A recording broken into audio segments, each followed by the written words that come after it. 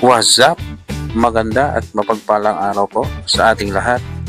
Narito tayo ngayong araw sa isang tattoo competition na ginanap dito sa Biñan, Laguna.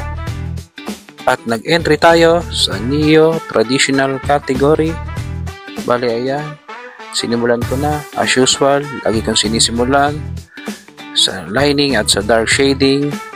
Yan, ayan, medyo nakakakalahati na tayo dyan. Medyo pinaspasan natin yung paggawa natin dyan kasi late na tayong nakapagsimula at mahirap na baka abutan tayo ng cut-off tayo. Bali, sa pagsali ko nga pala sa competition na to, hindi ko inaasahan na makakasali pa tayo. Kasi last minute na lang, wala pa talaga akong models. Then, may kinausap ako na tropa. Then, ayun naman, nag-okay naman siya, nagkatagpo naman kami sa schedule. Nag-enjoy talaga ako sa paggawa ng design na to.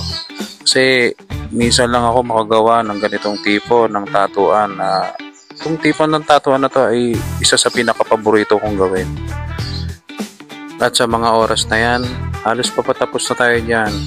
Grabe, saludo ako sa model ko. Nasasaktan siya pero kinakaya niya. Saludo ako sa'yo, tol. Sinamahan mo ako, sinuportahan mo ako na matapos tong pyesa na to.